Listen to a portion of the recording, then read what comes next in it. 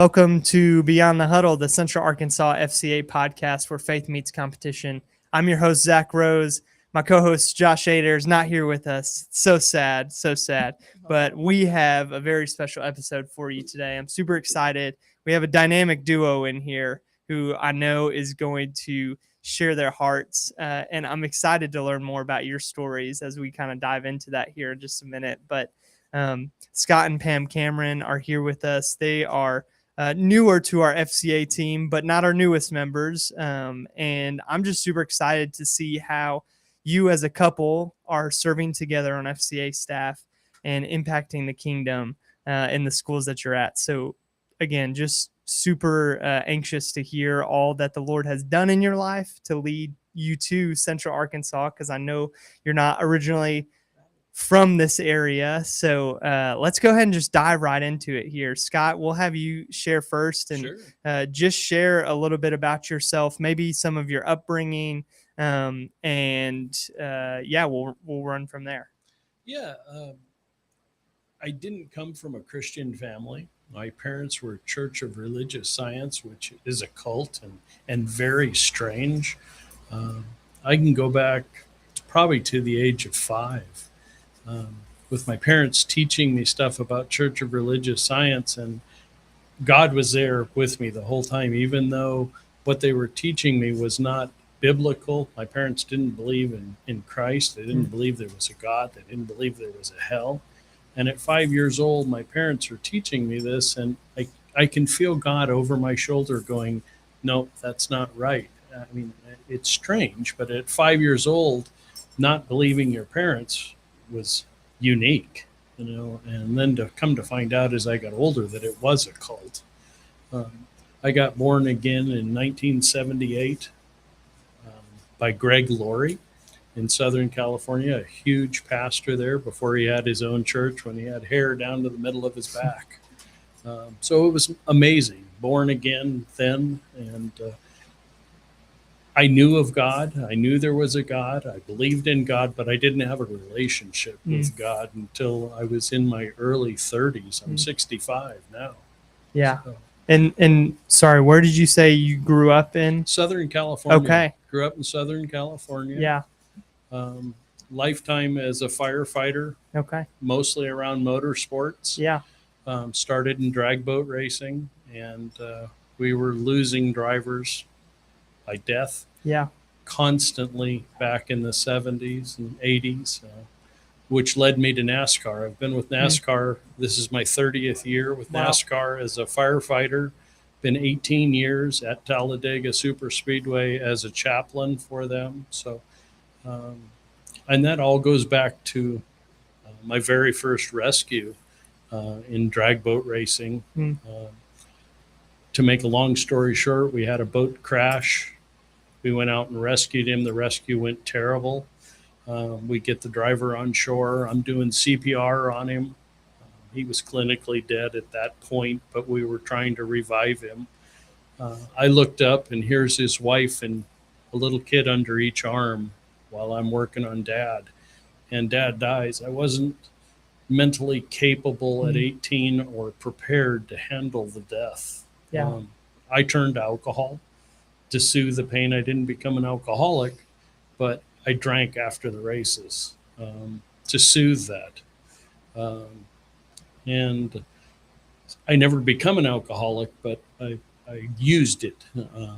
So moving forward, that's what took me to NASCAR. I wanted something where the drivers had a cage around them, and in my 30s, I decided that when I met Pam, we've been married 32 years. She really helped lead me to Christ and keep me going with Christ. Yeah. And got involved. We both became chaplains, emergency ministry chaplains, and that goes back right to my very first rescue. I don't want anybody to go through any pain in life without having an avenue of God, there for them. In case they have problems. Everybody has problems in life, and it would be real sad to go through life nowadays without having God to fall back on. Yeah, that's so good. So motorsports is a really niche kind of avenue, I would say, in a world where your power four sports of basketball, baseball, soccer, or whatever else, hockey you want to throw in there. But to be involved in that at a young age, where did your love for NASCAR, and you talked about speedboating, where did your need for speed come from? Where did that originate from? I think that came from my dad. He took me to a lot of drag racing in Southern California at that time, and that was something that we could do. I wasn't into sports as a kid because I was dyslexic. I could look right at you and throw a football to you, and it would go to the left or the right, would never go towards you. So my thing was, if it didn't have a kickstand, I didn't want anything to do with it. Sure. So that's kind of my direction into motorsports. Yeah. And loved drag boat racing because of all the chrome and blown motors. At 5 years old, I can remember taking a cassette deck and taping the sound of a blown boat going by and coming back and dubbing music over the top of it. And I love the combination of the two. So that's awesome. My racing career started there. Yeah. And NASCAR, not that I'm a huge NASCAR fan. I mean, I am, but not a huge one like drag boat racing. That NASCAR was a necessity because I wanted the drivers to be safer, to have a cage around them because of that death. I wanted the drivers to have the biggest save that they could from God. Yeah, that's so good. Well, I want to jump more into your story with motorsports and kind of jumping into that world in a minute, but we would be doing you a disservice if we didn't bring your wife into the equation here as well, and tell some of your story as well. So Pam, would you mind just maybe sharing a little bit about your upbringing? And then I do want to hit on, and you can kind of tell your perspective of how you guys met, what that when you got married, and what that time was like for you guys as a young couple. Yeah, I think mine was really everybody who knows me knows I'm not afraid to just say, hey, how's it going? Or meet people or just jump out there. When I was really young, my parents went to church and didn't go to church. My dad was Catholic, my mom was Episcopalian. And so they took us, but when I can remember all the way back to being 8, and I was walking down the street and some lady under a tree had a bunch of kids, and it looked like a storybook. And I walked up to her and said, what are you doing? And she said, we're learning about Jesus. And I said, well, I want to learn about Jesus. So she gave me my first Bible that I have today. That was Mrs. Hunter.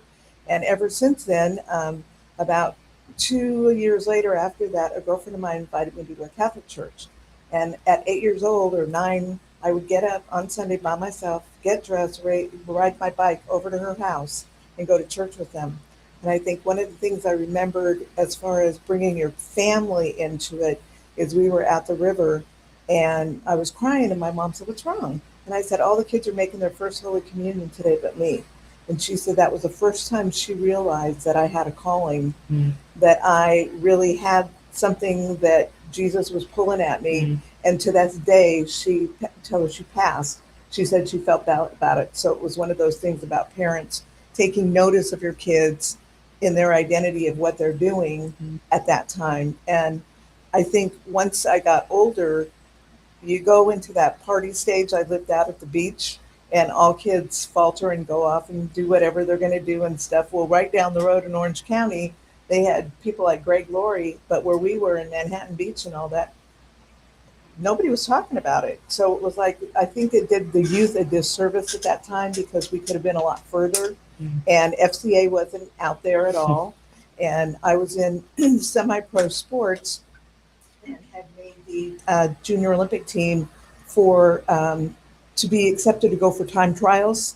A week before our time trials, I was at a meet and kids were blown by me and I couldn't understand why my legs weren't moving.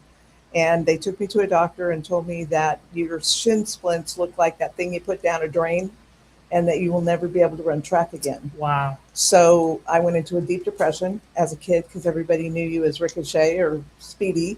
And not being able to do that is what brought me into more of the identity, for kids, having something else like God instead of just being able to rely on your specific sport. So as we got older, we joined a church. We got married in 94. And Scott had, like you said, he had a relationship, but not a personal relationship, where I was developing my personal relationship. And so we found a church we went to. We started getting involved, doing everything, and started doing women's ministry and kids ministry. And it was interesting because when kids would be dropped off for, like, let's say a youth night on Wednesdays, I would take the parents, instead of having them leave, come and do a program called Dealing with Difficult Teens.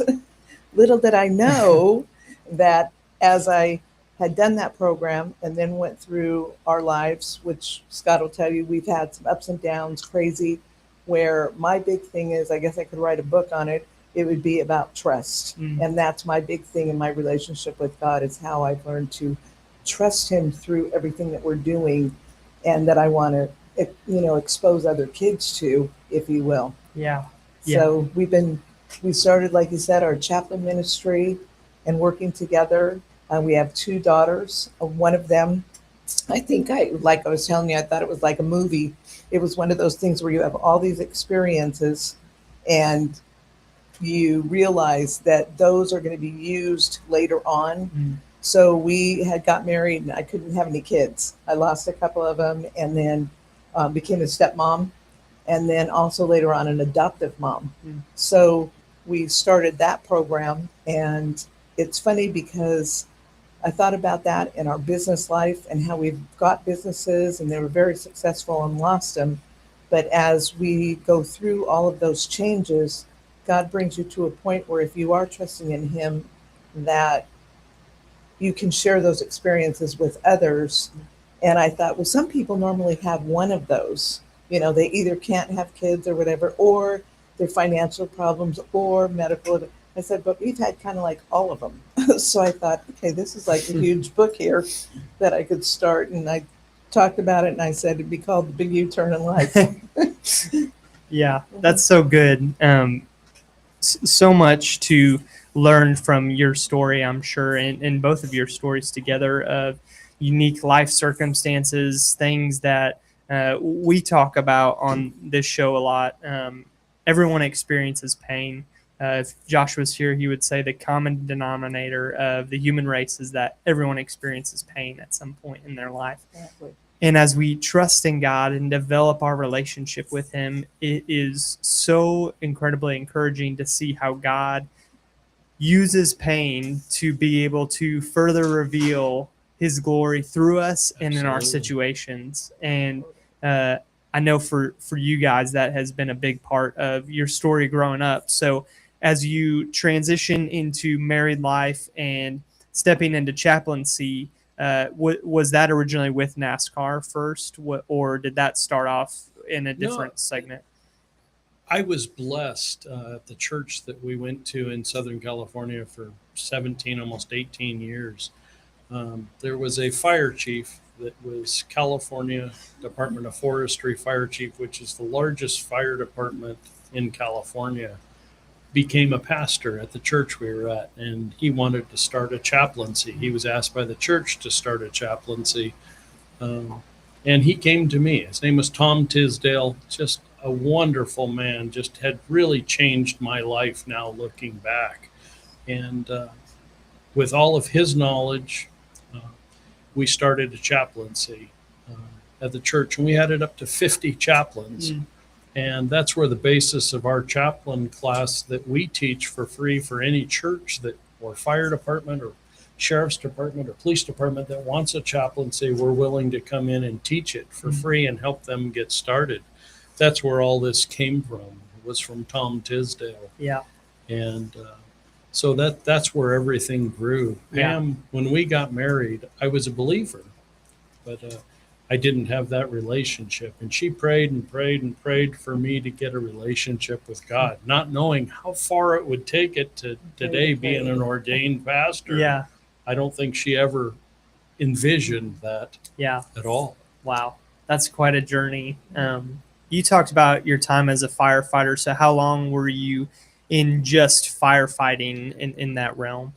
Well, I started in 1978. Okay. So it goes way back. to today. I'm still working for NASCAR as a firefighter and chaplain. So I'm in an extrication truck at Talladega Super Speedway. As I said, I've been there for 30 years in the same position as an extrication technician, specializing in when the drivers are trapped in the car. I'm trained to cut them out. And there's a team of us that do that. And it's very rewarding, to have that. And that kind of goes along with my very first rescue with somebody dying in my arms. Anybody that's in that pain area or trouble, I want to be able to have God available for them, to show them that there's a place that God will lead you out and be there for you. So it kind of all goes with my makeup as a firefighter to help people. That's the difference between like a policeman there to keep rule. A firefighter wants to help you when you're hurting. Yeah, that's good. How do you feel like in your transition from believer to truly a follower and disciple of Jesus, what clicked for you eventually? What did that process look like for you? I think about a young athlete listening to this episode or a coach listening to this episode who's been struggling with their faith, who's been wrestling back and forth. Maybe they know the truth. Maybe they've heard the truth their whole life, but they haven't fully submitted to a relationship with Jesus.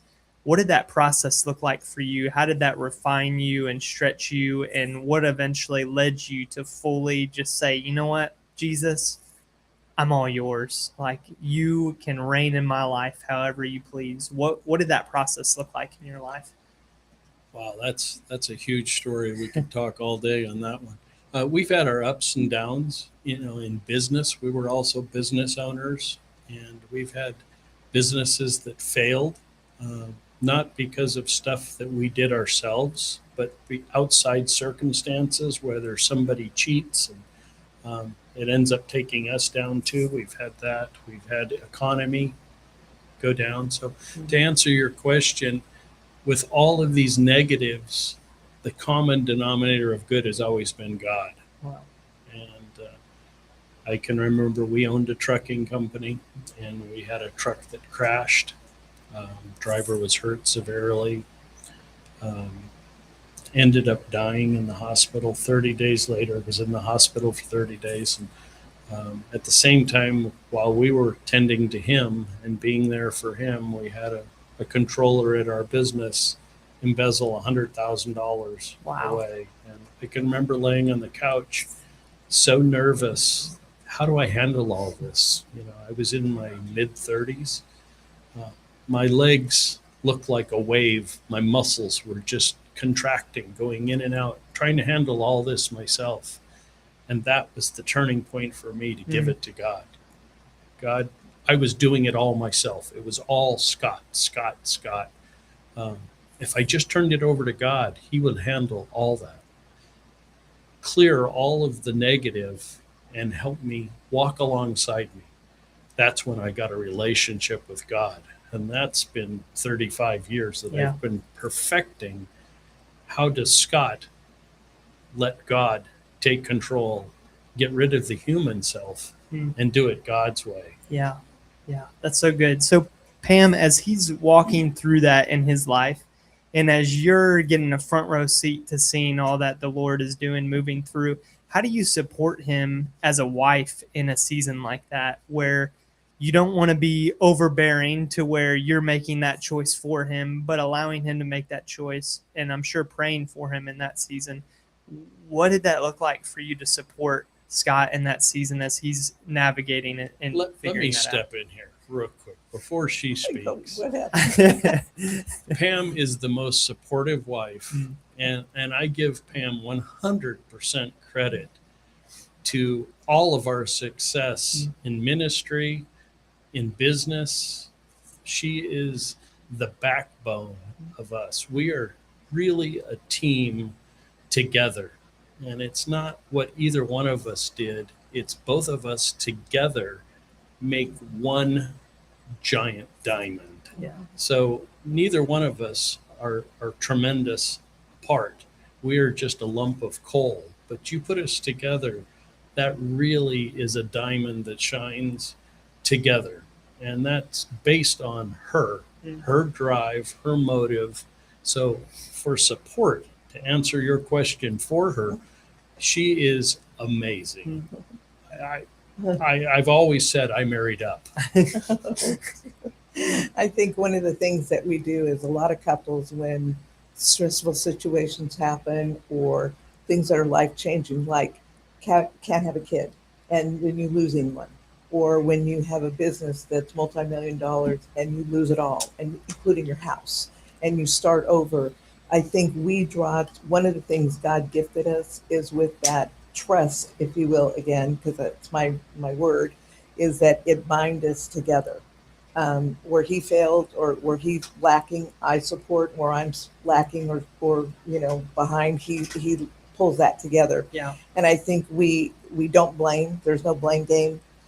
It's just, okay, what do we need to do next? God's going to tell us. We need to trust in that. Lean not on your own understanding. Kind of, and He'll guide your path, which I have found that has been so truthful for me. I think when we have gone through some of the heaviest times, where we both, of course, celebrated together, but both of us have cried together, is when we become stronger. Mm. And I think having that faith, even since I was little, that personal calling, if you will, has enabled me to pull not from me, but pull from a stronger source that's given me that ability, and then to help him where he says, oh, if he says something like I have dyslexia or whatever else, and we just pull together to be able to bind to get stronger, I guess. Yeah. That would be the bottom line. Yeah. That's so good. I've been married for 3 or 4 months now, and every day you learn that you are teammates in what you do, and you're only as good as your weakest link, as they would say. Absolutely. And so to encourage one another and lift each other up in that is so encouraging.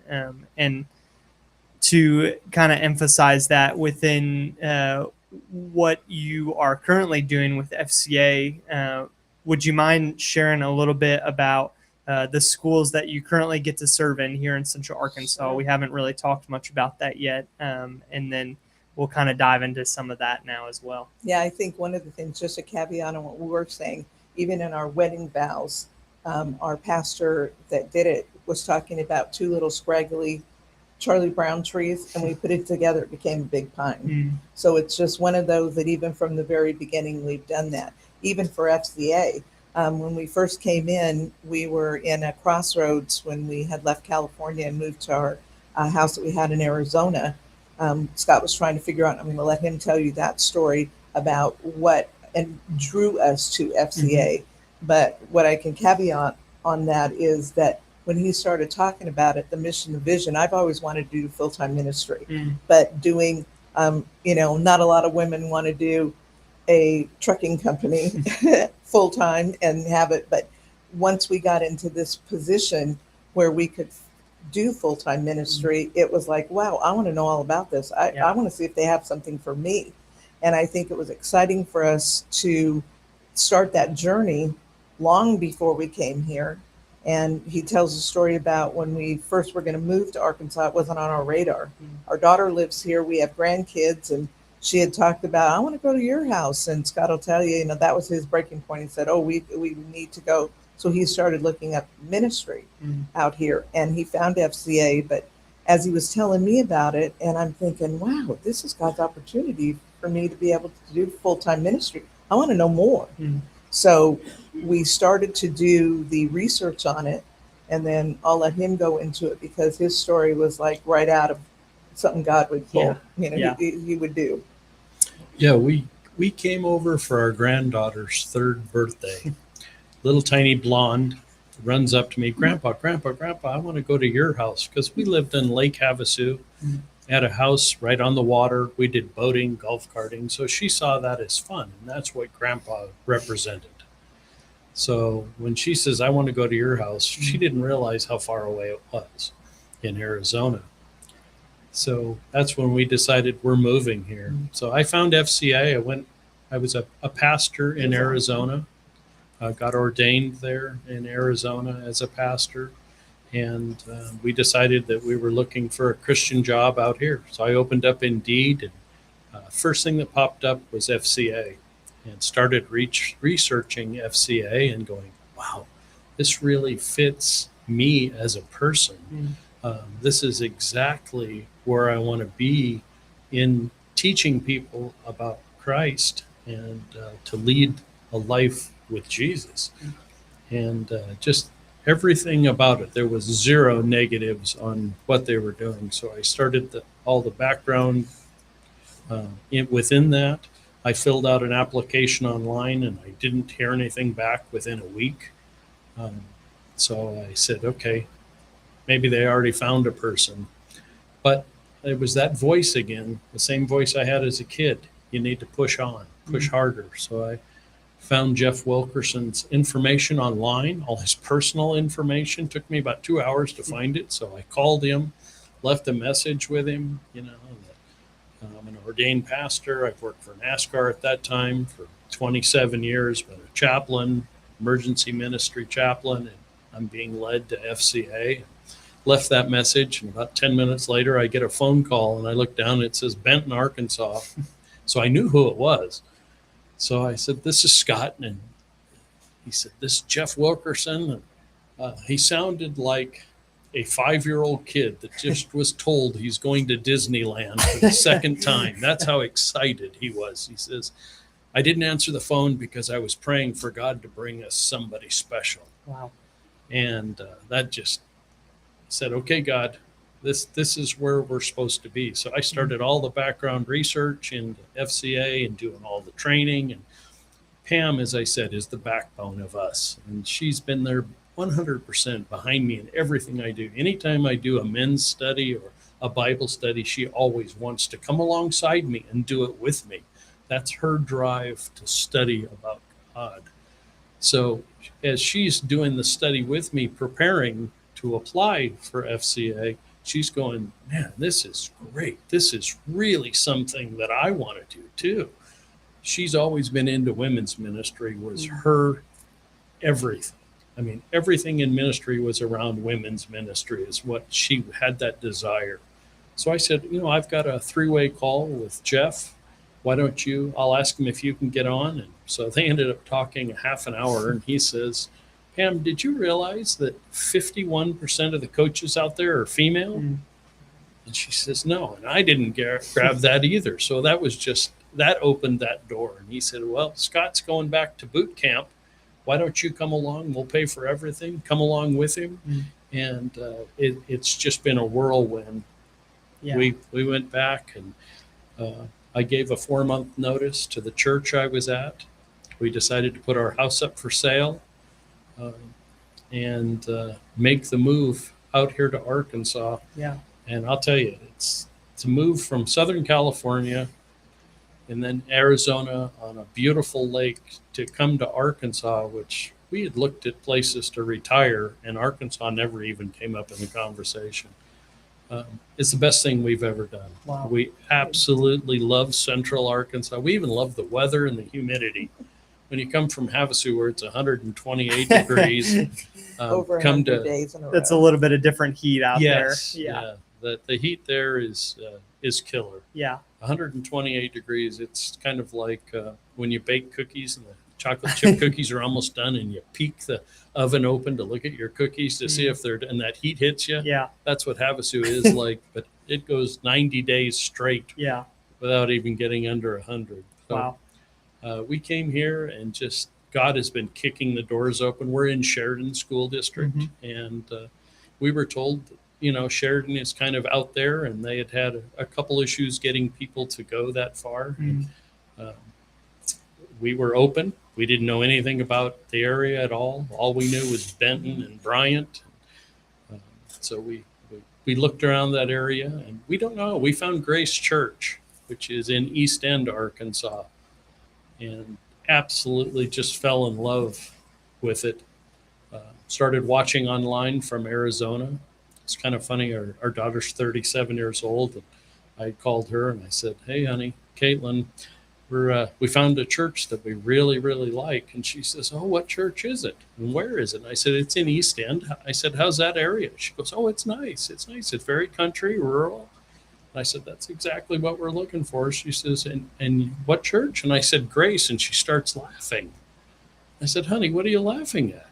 She goes, Dad, that's where we go to church. That's where your granddaughter goes to school. Wow. I'm going, okay, God, this is where we're supposed to be. And that just rolled everything. We were able to sell our house in Arizona, bought a beautiful house, little 1,500 square foot house on an acre. I mean, it's like a dream. We pinch ourselves still to this day. It's been 18 months we've been here. Yeah. How happy we are to work with these kids in Sheridan. I am absolutely blown away how many kids know the Bible.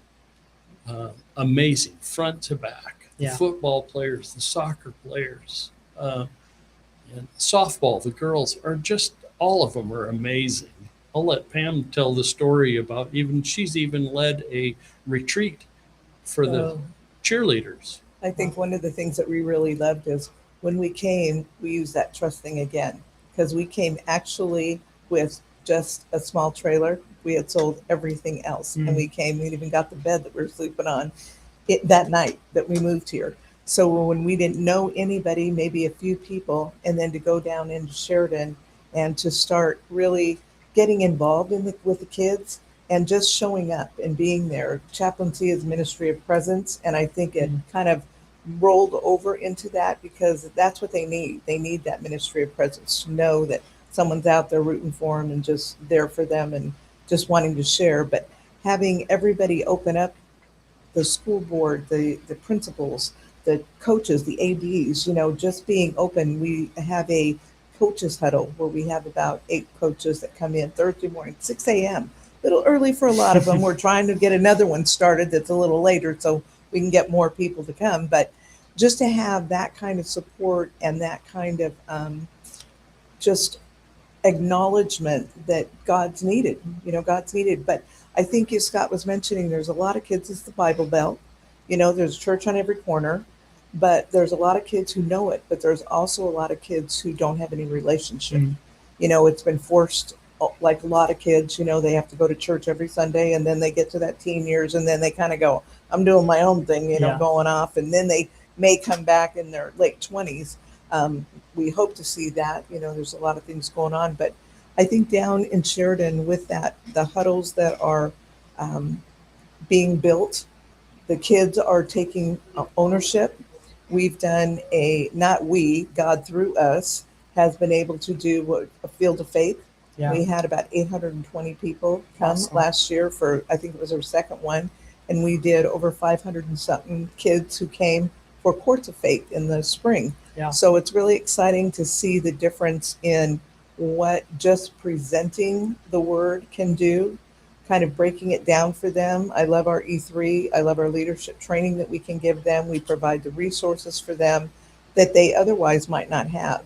When we bring Bibles onto the campus or to the kids, they are, can we have one of those? Can we, how much, and when we're handing them out right and left, it's like you're restocking, which is amazing. And absolutely, I love that part. Yeah. I love that they want to do it. We want to try and get ambassadors in each sport this next season coming up. And then also have we have what we call multi-sport huddles and have the one big ones every quarter that everybody gets together, because we always tell them that there's more power in unity, and then we also tell them that when they come to the huddles and they kind of give me that look like, what? We tell them, if you're going to be in here and you say you go to church on Sunday, that you go to a huddle on Wednesday, that you go to a youth group on Wednesday, that you do all these things, but then you get out in the real world and your but your TikTok and your, Instagrams and your Facebooks, they show a totally different side of you. Yeah. You need to rethink why you're here. And that's our job. I think once for me as well, doing some of the events for FCA in Central Arkansas, when we do our banquets, and that is when we have our coaches who nominate kids for integrity, service, teamwork, and excellence, which are our 4. And I've had coaches tell me that they didn't have anybody who lived up to that. I said, I've got my work to do, work cut out for me. But then you see the other ones who the coaches are just raving about these kids, and we get to personally meet them and get involved. That it's heartwarming. It's just opens up a whole new world. Yeah. Let me explain how FCA has changed our life. Being a lifelong firefighter in some of the coolest venues in NASCAR and drag boat racing, my whole career, I planned when I retired to be a chaplain following NASCAR. And we went as far as we bought a big giant fifth wheel and a toter. We're going on our way back to Daytona for training, and we were going to follow the circuit. And then COVID hit and everything changed. That's why we went to Arizona. But the point I'm trying to make is my whole career as a firefighter and having God behind that and guiding us as an emergency ministry chaplain, I wanted to go to work for NASCAR when I retired full-time on the road. After 1 year of being in Sheridan School District with FCA, doing the FCA work, what we get as a couple out of that is way more than I ever could have found with NASCAR. Even though NASCAR is great, I love it. I mean, they pray before every meeting. There's more prayer in NASCAR than there is in most companies. But the point I'm trying to make is if I was offered that chaplain position now as a traveling firefighter and chaplain in a huge something like NASCAR, I wouldn't take it because of the kids in Sheridan School District. Yeah. That is just fed what we both are as humans, and just makes us who we are today, that we're where we're supposed to be. God is kicking doors open. Yeah. With You FCA. you always say you want to be a vessel and let your light shine and let him do work through you. It's every day we're amazed. Every day we're amazed. Yeah. That's so good. Something that you mentioned earlier is if there was a coach or a young person listening to this podcast, what turned in our lives? And it was giving up the human side of life and gratification as a human and living for Christ.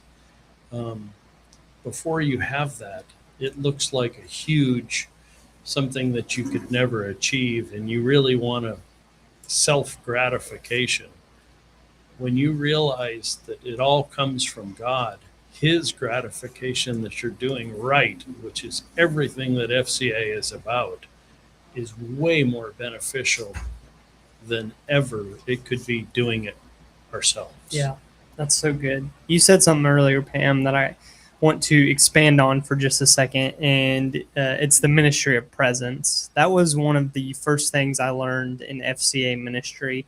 I got the chance to intern in Springfield, Missouri with the FCA team there before I transitioned to Arkansas as I was in college. And the area director there, he taught me early on, he said, the ministry of presence, just showing up, just being present, being available, being there is one of the most important things that you can know in ministry. And it sounds like from what you guys have said, that's been a huge part of your story in ministry as well. I could imagine similarly of being a chaplain in more secular spaces, NASCAR, even right now in Sheridan schools. It's a lot of, okay, we want to build relationships with people and we want to show the love of Jesus through our own lives so that they can see the change and the impact that that's had. And sometimes that can be difficult. It can be hard to show up day in and day out and really, number one, either feel like you're making a difference, or two, feel like you are being poured into or have the ability to walk with the fruit of the Spirit, to be able to show that to the people around you. What has been something, as you guys have stepped into FCA ministry, that has continued to fuel you? And I guess even further back than that, in your time as a pastor, Scott, and just as you guys have lived your lives for Christ, what is the source that you draw from? How do you continue to foster and grow and build your relationship with Jesus even now, as you've been in ministry for some time and experienced that? What keeps you going? What keeps you growing? I think one of the things that I did is, after you've been, like you said, out there and you're doing it day in, day out, sometimes you feel like you're feeding and you're not being fed. Mm. And I think one of the things that I searched at, especially through our church, they do some programs for women that are mentoring, and also something called Camp Well. And that goes through, and then they have a 4KK they do. But it's more getting into figuring out who you are with what you're doing. And that's why I keep going back to the identity of, who am I really in Christ? What do I really believe in about Christ? What do I want to share? And how do I want to study and learn the word so that I can foster it off to other people? Yeah. And it's funny, because I was telling you, don't laugh at my crown. I have a crown that I keep on my dashboard every day, because when we really find our identity is not in our sport, it's not in our trophies, it's not in the case, it's not in, all the accolades, because in an instant, as I found out, that can be gone. But I realized that being a child of Christ, and that's only from being able to study, stay in the word daily, that I've really found how deeply loved I am. And this crown reminds me that I'm a child of a king, so that makes me a princess, so I better act like it, and if we're out there, telling that, I don't want to be, I always tell the kids at the beginning of the year, I say, what is one word that you guys have going into this new year that will help you, or what you want to get rid of, so that you can grow in Christ throughout what we're going to be doing in these huddles and our devotionals? And they all wrote down things. But from last year to this year, those words did not change, from a whole different group of kids. Mm-hmm. And it all stemmed from things like, fear and anxious and want to be accepted, and all those kind of things. And when I tell them about their purpose, and that we're created to do a lot more than just our sport. And I keep fostering, going back to studying, as you referred to, how do we keep ourselves going? It's that sometimes when you're feeding, you need to be fed. Mm. So you need to step aside and find where you're going to be fed, so that you can go out refreshed and be able to continue what you're doing. Yeah. With these kids. Yeah, absolutely. That's so good. I think sometimes we can get into a mode where we just want to go, that we forget to be led by the Spirit. And we forget to, because this thing can be titled as ministry work, or this is a part of my job description, you almost can forget sometimes what God is really wanting you to do in all of that. Because going and being present with students is great, but if the Spirit isn't leading you to do that, and He's leading you to do something else, then you're being disobedient to the Lord in that. And we can, in our motives, do right things that we think are right things, when really the Spirit's leading us elsewhere. And so I've noticed that in my time in FCA, it's a lot of like, I can do busy work just as much as anyone else can, but how am I intentionally seeking Jesus today for the betterment of my own personal relationship with Him, and for the betterment of the students, the coaches, the drivers around me, who really need to see and hear the good news, the gospel of Jesus. It's funny too when you talk about that, it's because when we're trying to figure out, like you said, how am I feeding myself and how am I feeding them, it always brings me back to the identity that I have. It's the point that I need to recharge myself and know that we were created for something really big, that we were given, God gives talents, and that we need to go out, and that we're His masterpiece, if you will, that we are no longer out separated. I had a challenge for the kids this last year, and it was to go down the hall and find a kid, the one that everybody knows, that walks with his head down, or that goes like, turns off when they think a football player is coming by, or somebody in sports or whatever, and that they need to walk by and say, hey, how's it going? And keep on walking. Mm-hmm. The next week you go up and say, hey, how was your weekend? Keep on walking. The next week go up, hey, we're having Fields of Faith or Courts of Faith. Why don't you come? where we had kids come who the principals would actually look like this and go, I never thought they'd walk through the door. But we having them do that, inviting. And I think what that does is it lets kids and people know everybody wants to be loved and accepted. Everybody wants to be noticed. Everybody wants to have that feeling. And if they can't get it from people around them, where they're supposed to be the light and we're supposed to be showing what God is doing through us and portraying that, I think it's interesting that when the kids see that happening, as we are critical incident chaplains, I flat out tell the kids, because you said all those things about what you think you are and what you're showing, that I never want to come to a school, especially this one, and have somebody come to a school and do a shooting because they didn't feel loved or accepted or wanted. And I think so when I grow myself, I'm able to better help them grow just by being that example and that light of what it really means. I mean, there's so many things in the Bible that talks about it. Kids will say, you know, at these young ages, oh, I'm too broken. I've sinned too much. And I'm thinking, you're 12, you're 14, you know, but to them, it's a huge deal. So we try and tell them and that, you know, we're forgiven, we're redeemed. We've got to remember why we're where we are because of what he did for us. We need to lead by example. Yeah, you know, and show the kids to lead by example. On the same thing that Pam was talking about, I've got a story. This happened prior to us getting here to Central Arkansas, but there was a young man that was walking through one of the schools in the halls, and a football player, big football player that was in FCA, was learning this, how to talk to somebody that might have their head down.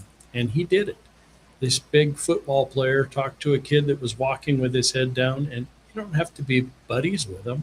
Just acknowledge them. Say hi. Say hello. And in time, that football player did that to a young man that was walking through the hall with his head down. And that young man said later, the reason his head was down is he was thinking about going and killing himself. He was thinking about suicide because that young football player, what an image of a big football player. The kids look up to that. So if you're in sports, or just saying hello could mean so much. That he says that football player that said hello to him saved his life because he did not commit suicide because somebody recognized him, and how huge that is. There's a story I heard a long time ago about there's a couple different types of churches. One that's a university that's there to teach you, and another one that's kind of like a hospital. And that's what I need. I need to learn, but I need to know what I'm doing wrong in my life to live a life like Christ wants me to, and how God. And I think that's what I love about Grace Church is, to me, it's more like a hospital. It's there to heal you and help you. And that's the same role that we have as leaders in FCA, to be with these kids, is to lead by example and to show them the better life that Christ can give you. We all try to be our best or live the life we are. And when you have Christ, it's even better. Wow. Man, that's such an impactful story. And I know those things happen every single day on school campuses. And that's why it's so important, the ministry that we get to do and have the privilege to do, because students are hurting. Whether you know who Jesus is or know about Jesus or not, there is hurt and pain in this world. And if we don't find the right outlets to be able to give that and cast our cares on the Lord and bring our burdens to him, it's really hard, especially for a student who their life is surrounded by brokenness and hurt and pain, to be able to find a healthy outlet for that. And that's why I think FCA is so important, because we're talking about a football athlete who impacted a student who I assume was not an athlete. It's an athlete living on mission to simply just be kind. How impactful is that, to just see a young man say, you know what, I don't even need to just go up and share the gospel with this kid. I just want to live it out to him. I just want to say, you know what, Lord, use me today. I want to be kind to him. How cool is that, to be able to hear that and see that story kind of come full circle? And it's not just a story, it's a deeper heart change that comes from knowing God. He turns the darkest and most broken of hearts and homes and situations for his good. Absolutely. And that's the impact that Jesus has into our lives. I think also too, living out in LA where it's crazy, kids are different. Yeah. It's totally different than here. But then coming here, really the bottom line is that there's no difference. Yeah. These kids, as you mentioned, there's a lot of things going on. They have a lot of issues. And just to be able to go share light with them and hope. And I think some of them, you can even almost see their heads do this tilting thing like, really, I can get through this and Yeah. I can trust and I can be a part of a bigger picture of family. And I think that's what I love about what we do when we do huddles is that we unite teams, we unite kids on a same level playing field, if you will. So no matter what their background is, that they can all come together and share the gospel. And then that gives them that boldness to be able to go out and share it. We use our FCA bracelets daily. We hand these out like water and we explain the reason why we have those. And the kids, we tell them it is the easiest way to start a conversation with anybody because, but the first thing is I need you to know what it means. Yeah. So we go through all of the heart, the division, the cross, and the question mark with them. And we'll walk down the hall and you see kids with them or they ask for them and I take mine off and give it right to them, And I think having those resources that we have to be able to build that for them, it's huge. I didn't even know we had some of the resources that we have till I really got into it. I mean, we have wrestling Bibles, we have athletes Bibles, coaches Bibles, and we can hand those out, sports Bibles that just on a daily basis, kids may have never had one. And to see them actually get a Bible in their hand, we've it been able touches my to heart. take FCA into NASCAR, and we have chapel at NASCAR at Talladega Super Speedway. We are some of those people. There's 350 fire and EMS people that it takes to put on a race at Talladega, and we're some of the only church that they get. So to have a church service at Talladega right in the fire station and to pass out FCA bracelets and explain that has become huge. I was blown away how many people wanted to know that the FCA bracelet with all of that is a starter for conversations on your life with Christ. It's so much that I'm preaching this next race in October, and my whole sermon is going to be about the FCA bracelet and what does it mean, because there's such a need and a love to find out at Talladega. Yeah, that's so cool. We are just about out of time here. I told you it goes by quick, especially when you're talking about your life and your story and things you're passionate about. But thank you for coming on and sharing your guys' stories. I know there's so many other things that we probably could have talked about on here, but I'm thankful for all that you're doing in Sheridan, all that you're doing in the NASCAR world. I know it's been a heavy time recently in the NASCAR world after Kyle Busch passed away, and there's so much of a need for ministry in every avenue of life and every avenue of sports. And so I'm thankful for what you guys are doing here in Central Arkansas and beyond. Absolutely. Yeah, absolutely. We just love it. Yeah. So We love the ministry. absolutely. And we are just so grateful for the show and for you listeners who come and support us every week. We are a little over a year now that we've recorded episodes, and we're going to keep pumping out new episodes for you every single week. So thank you for joining us on the Central Arkansas FCA podcast, where faith meets competition. We will see you again next week.